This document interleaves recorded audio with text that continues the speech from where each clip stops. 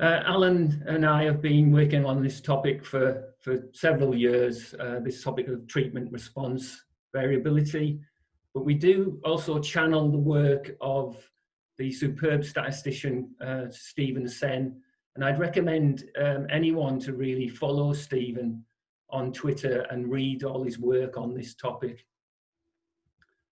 I'll start with a typical figure showing individual differences in response. You tend to see a lot of these graphs where researchers have ranked the magnitude of response and plotted it either from high to low or low to high. This is an intervention arm from the study by Church et al. And this was exercise, a program of exercise taken for 6 months, equating to 8 kilocalories per kilogram per week. And of course, that's really encouraging. It looks as though people do vary in their response to that particular intervention. But Tim Church was very, very cautious because he also showed the same data plot in the control group. And you can see, you obviously see quite a similar profile where there are individual differences in observed change. And unfortunately, it's very difficult to get underneath these observed changes. In the control group, we have baseline to follow-up random variability. You can imagine over the 6-month period between baseline and follow-up, people varied in their weight, even in the control group. And in the intervention group, you've got that component of variability and potential response heterogeneity. And Alan and I have spent a lot of time trying to get to the bottom of the observed data and separate these two components of variability.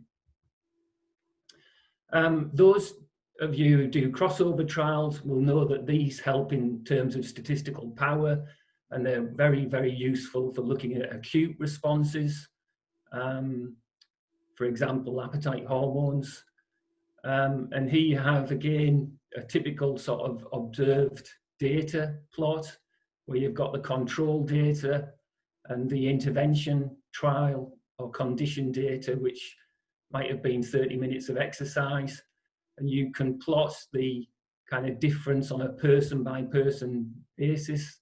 You might see non-responders, high responders even. Unfortunately, again, you can't really infer anything from that inferred data in a typical crossover. And I can tell you that because I made up the data to actually start with no individual differences in response at all. You can see that the true change was a drop of 30 units in all participants. And all we did was we added on plus or minus trial-to-trial error that is always present in any experiment. And it's that component itself in that case that led to the observed or the apparent individual differences in response in that crossover trial. So we've been looking at a few ways forward of unpicking these components of variation.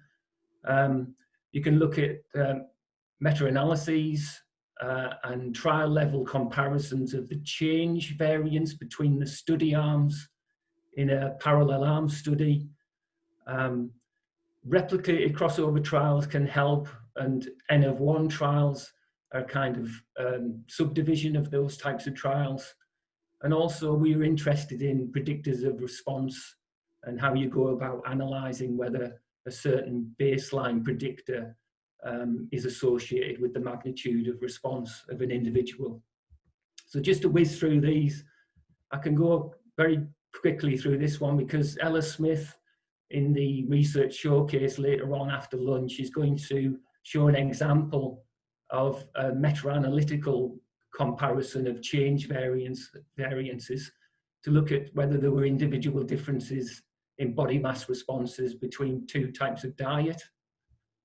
Alan and I can analyze either in SAS or SPSS we can also quantify the difference between the change variances in studies. The complication at the trial level is it's very appropriate to adjust for baseline imbalance. Anyone that does trials will know that. So that in our code for the statistical model, we make sure that's built into the code. This is just a sort of proof of concept that we've used from the Premier trial of lifestyle on blood pressure change. So we obtained that data through BioLink, and we looked at not the mean treatment effect, but whether the actual variance in the response was differing between the control and intervention group in that trial. You can calculate a difference in response variance, and then you can square root that value to give a standard deviation of individual responses. Now this value is treatment response heterogeneity, actually adjusted for measurement error or for any variability that occurs between baseline and follow-up in the control arm of the study. And if you're into F-tests for comparing variance, you can run an F-test as well. I'd like to highlight really that you can see that the confidence interval for the standard deviation for individual responses, it overlaps 0, it's quite wide, and even the F-test for equality of variances, that's not significant, and that kind of illustrates that you need a lot of statistical power for this sort of comparison. So in the Premier trial, there were over 250 participants in each study arm, and we still didn't really get a fantastically precise estimate of treatment response variability. We can look at these replicated crossover trials, and Fernanda Goltz did 2 fantastic studies as part of her PhD. They are fantastic and they're very hard work, because you can imagine you've got to give the treatment condition and the control condition twice. So in both of these studies that Fernanda did, there were actually 4 trials that each participant completed. The simplest thing you can do is plot the response in the first replicate against the second replicate, and you get an idea of consistency of response between individuals. And really, that's the only way to identify individuals who are so-called responders or non-responders at either end of this this range of responses that you see here. You can also model the data so that you get a participant by trial interaction, and it's only the replicated nature of that particular trial that gives you that chance to get the interaction term. That interaction term is response heterogeneity, and you can see in this particular trial that Fernanda did on the effects of exercise on acute appetite responses, the subject by trial interaction was significant in all cases, indicating that there was true individual variability in response. I'm going to finish off with just a word of caution about looking at predictors of response. We have the kind of long-standing problem of regression to the mean that comes up from time to time in trials, and this occurs when any change is correlated to its baseline, the baseline value that makes up that change. And this can cause complications when you're looking at predictors of response.